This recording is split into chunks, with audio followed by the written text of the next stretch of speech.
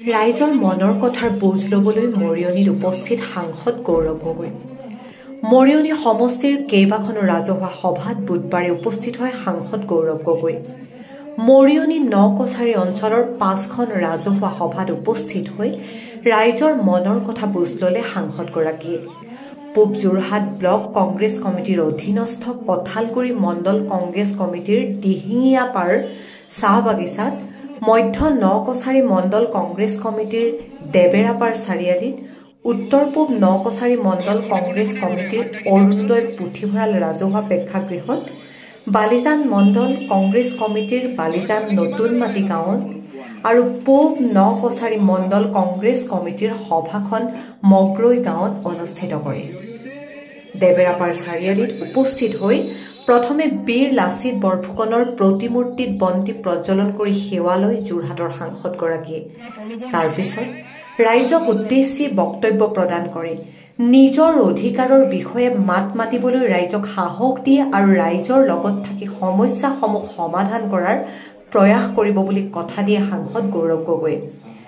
বজাৰ সমিতিৰ অনুৰোধ ৰক্ষা কৰি দেবেৰাপাৰ দৈনিক বজাৰখনক পৰিদৰ্শন কৰি পুঁজি আগবঢ়াব বুলি কয়।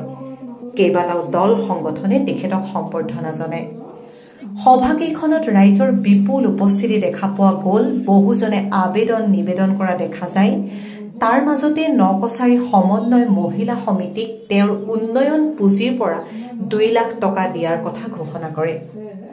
কংগ্ৰেছ নেতাগৰাকীয়ে নিৰ্বাচনী ৰণদংকা বজোৱা যেন পৰিলক্ষিত হয় যদিও সাংবাদিকৰ প্ৰশ্নৰ উত্তৰত ৰাইজৰ মনৰ কথা বুজ ল'বলৈ আহিছে বুলি কয় আৰু অসম আৰক্ষীৰ টিয়ক থানাৰ কেইজনমানক নাগালেণ্ডত আবদ্ধ কৰি ৰখাৰ কথা সোধাত চৰকাৰকহে দোষাৰোপ কৰি এইদৰে কয়।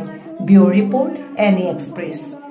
অঞ্চলৰ ভিতৰত বিভিন্ন ঠাইত গৈ মানুহসকলৰ পৰামৰ্শ, মানুহসকলে জনসাধাৰণে আগন্তুক দিনত সেই অঞ্চলত কি বিচাৰে, তেওঁলোকৰ বৰ্তমানৰ ৰাজনৈতিক পৰিৱেশৰ ওপৰত কি তেওঁলোকৰ মনৰ চিন্তা, এইখিনি কথা জানিবলৈ শুনিবলৈ আমি আজি মৰিয়নী অঞ্চলত বিভিন্ন সভা সমিতিত আমি ভাগ লৈছোঁ। আমাৰ নিৰ্বাচনী প্ৰস্তুত নহয়, এইটো আমাৰ গণতান্ত্ৰিক মূল্যৰ প্ৰতি দায়বদ্ধতা যে নিৰ্বাচন শেষ হ'লেও বা কোনো নিৰ্বাচনৰ ওচৰত নাথাকিলেও আমি ৰাইজৰ ওচৰত ৰাইজৰ পৰামৰ্শ বিচাৰিছোঁ। ৰাইজৰ মনৰ চিন্তা, ৰাইজৰ কি আশা আৰু ৰাইজৰ কি সমস্যা আমি সমাধান কৰিবলৈ চেষ্টা চলাইছোঁ। এয়া লৈ আমি চিন্তা প্ৰকাশ কৰিছোঁ আৰু বিভিন্ন সময়ত আমাক কৈছিল যে এই অসমত বিজেপি চৰকাৰ আছে, নাগালেণ্ডক বিজেপি সমৰ্থন কৰা এটা চৰকাৰ আছে। এতিয়া দুয়োটাই চৰকাৰ যাতে একে ৰাজনৈতিক মঞ্চত আছে, তেওঁলোকে এই সমস্যাৰ সমাধান কিয় কৰিব পৰা নাই? ক'ৰবাত আমি গম পাইছোঁ যে তেওঁলোকে সমস্যা সমাধান কৰাটো নিবিচাৰে। সংঘাত চলি থাকক, ইয়াৰ লৈ তেওঁলোকৰ কিবা গোপন তেওঁলোকৰ কিবা এটা ৰাজনীতিক উদ্দেশ্য আমি ভাবিছোঁ। যিহেতু এনেকুৱা অঞ্চলত আৰক্ষীসকলে নিজৰ কামবোৰ কৰিব নোৱাৰে।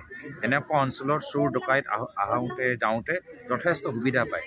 যদি আমি সীমাটো ভালদৰে নিৰ্ধাৰণ কৰিব পাৰোঁ, তেতিয়া আমাৰ ফালৰ পৰাও আৰক্ষী থাকিব বা তেওঁলোকৰ ফালৰ পৰা আৰক্ষী থাকিব।